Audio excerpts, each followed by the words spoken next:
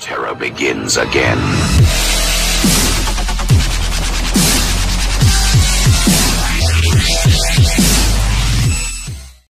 Lap Bapak dulu. Ya, Sombong amat. Bapak minum dulu. Ini Excel.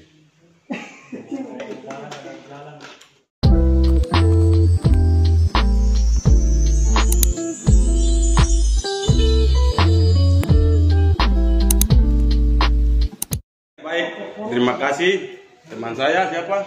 Matius Toto. Matius Toto. Janganlah pelap saja. Saya Ketua Gerakan Solidaritas Mahasiswa Peduli Pembangunan Kabupaten Mamberamo Raya, Harun Iriori. Insinyur Harun Iriori. ST. Saya Matius Toto, dia punya Sepri. Dan tidak ada uang. Jadi hari ini, pertemuan hari ini bertujuan memberi konsep, memberi tanggapan, memberi suatu cara berpikir untuk membantu pemerintah dalam menangani persoalan yang pertama. Hari ini kita namakan pertemuan ini tisu, 3 isu. Yang pertama pendidikan, COVID, terus pemerintahan, pelayanan publik yang menurut kami tidak berjalan sesuai dengan apa yang kita inginkan. Tapi kali ini kita cuma bahas 2 dan besok kita lanjut yang ketiga, yaitu pemerintahan. Kita kenapa hari ini angkat isu pendidikan? Begini, kita semua tahu bahwa banyak banyak masalah yang terjadi. Saya sendiri sebagai pengurus di gerakan, saya ketua. Tetapi kembali ke pengurus mahasiswa tingkat distrik, saya ketua Bakordis, distrik Mamberamo Hilir. Yang saya lihat, yang saya kesal dari pemerintah, yaitu yang pertama tidak ada koordinasi yang baik. Artinya begini, penyaluran bantuan ini kan uang ini uang negara. Kita harus duduk, Bupati bilang, ini uang sekian miliar. Transparansi yang pertama soal berapa jumlah anggaran yang ditetapkan oleh daerah untuk bagi mahasiswa. Caranya, himpunan begini, dinas begini, mahasiswa begini. Acuannya ini. Tapi yang saya lihat, tidak ada peraturan bupati yang digunakan. Artinya itu sebagai peta untuk kita jalan sampai dengan tujuan yang kita inginkan, yaitu penyaluran kepada mahasiswa. Di bagian ini saya lihat tidak ada yang kedua, juknis atau acuan yang kita gunakan, misalkan ke pemerintah, maaf, bantuan ini dikelola atau disalurkan oleh himpunan atau di dinas atau bupati sendiri, tapi tidak ada peraturan yang jelas untuk mengatur dana ini. Yang kedua, untuk khusus tahun 2020 ini memang sangat brutal. Mamberamo Raya ini kalau bagi bantuan sama dengan perang Nagasaki dengan Hiroshima. Begini, bagi bantuan saja, coba bayangkan satu Papua Indonesia ini Mamberamo Raya yang bisa bagi di Lantama, Utama, Angkatan Laut. Coba teman-teman bayangkan, ini sebenarnya masalah yang tidak perlu dibawa sampai di sana. Kalau sampai begini berarti alurnya salah. Makanya ada persoalan. Kalau alurnya baik, peraturannya baik, transparansi, tidak ada persoalan. Dan ini banyak menyangkut dengan dana ini. Banyak kepentingan-kepentingan pribadi, kelompok yang kita boncengi di dalam ini untuk memperkaya diri kita. Ya, maksudnya kerja tidak jujur itu wajar. Saya kemarin di Tipikor Polda Papua, saya diskusi dengan ajudan khusus direktur Tipikor. Saya bilang, Bapak, jujur, menurut saya tidak kerja jujur itu wajar, sifat manusia yang tidak bisa terlepas daripada individu. Tetapi Yang paling penting kalau kau punya uang 10.000 yang dikasih untuk kau kerja ini Bapak. Kalau Bapak dikasih 10.000 tebang kebun, beli rokok 2.000 untuk Bapak, 8.000 kasih untuk teman-teman yang lain. Kalau Bapak pakai 8.000, 2.000 baru Bapak kasih dorong, Bapak hancur. Bapak babak belur, Bapak nyonyor, bonyok-bonyok. Bapak mengerti tak? Mengerti. Kalau Bapak kasih dorong 8.000 beli air es, beli ini, Bapak pakai 2.000 doang ke maklum. Atas kerja sama Bapak barang ini bisa tersalur. Tapi kalau Bapak pakai 8.000 atau pakai 10.000 sekaligus, Bapak bonyok-bonyok, bibir ini nanti hancur. Jadi yang kalau menyangkut dengan dana bantuan tidak ada transparansi. Terus acuan apa yang digunakan? Peraturan Bupati yang kami harapkan waktu itu pandemi tahun 2012 nomor 4 itu tidak digunakan. Dulu pandemi masih baik karena kita pakai acuan itu.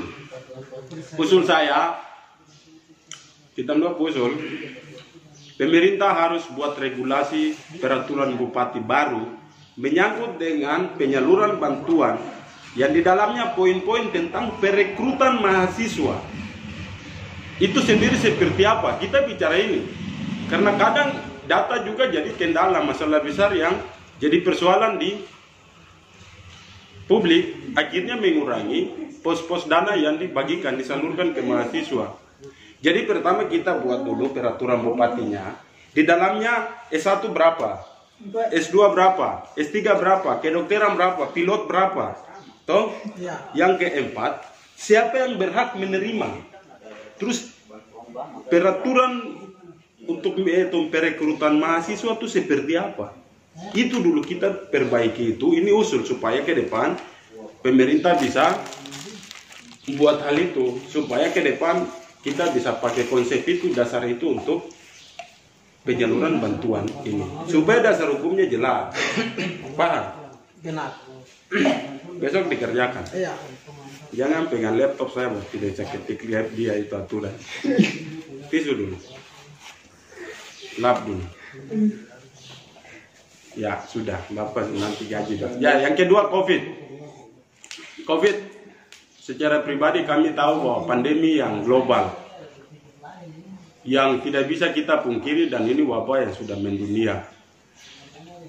Pandemi ini tidak mematikan tapi agresif dalam penyebaran. Artinya yang kita takuti itu penularannya. Orang tidak pikir mati, tapi pikir mati ketika dong kena langsung dong takut mati. Karena dong bilang nanti mati, padahal sebenarnya tidak. Itu kembali ke protokol kesehatan. Di sini pandemi ini,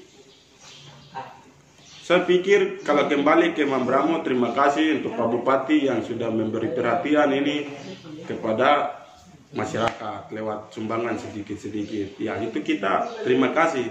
Tetapi harus transparansi. Seperti kabupaten lain, dorang tetapkan kabupaten, misalkan Bapak dari kabupaten mana? Asmat. Asmat. Oke. Asmat ini dia umumkan di media bahwa dana pandemi untuk penanggulangan bencana pandemi ini sekian miliar, 50 miliar. Ya. Iya. Ya. Itu kan jelas. Baru nanti kita lihat sembako dong pakai berapa, pembungkus pakai berapa. Jadi saya pikir pandemi ini yang pertama transparansi tentang penggunaan keuangan dari Kabupaten Mambramo Raya. Di media supaya semua publik tahu, masyarakat tahu, oh kita uang sekian miliar tahun ini dipakai untuk pandemi. Berarti sisa ini pekerjaan pembangunan, sisa ini pakai bayar mahasiswa.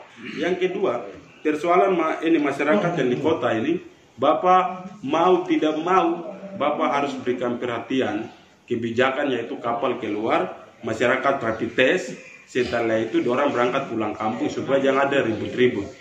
Terus sudah masuk di masa new normal, pelayanan publik harus jalan, pejabat-pejabat harus naik ke tempat tugas, Bupati juga harus kembali ke Mambramo sebagai rumah induk untuk kita menjalankan semua aktivitas. Saya pikir itu saja. Bapak mau tambahkan? Iya. Ya, Bapak tambah tapi waktu singkat jadi. Singkat saja. Ya, Bapak lanjut. Dari saya, dari kita pemerintah Kabupaten Mamberba yang harus kerjasama untuk mahasiswa Kabupaten Mamberba. Oleh itu, karena ini kita punya generasi penerus untuk masa akan datang, karena ini termasuk SDM.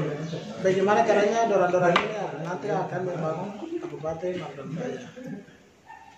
Jadi kita kerjasama dalam hal ini untuk bagaimana caranya persoalan yang belum dibayar dan sudah dibayar harus selesaikan dengan kita sebagai pemerintah Kabupaten Mamberba. Dan juga COVID-19 ini juga persoalan bagi sumber daya manusia juga.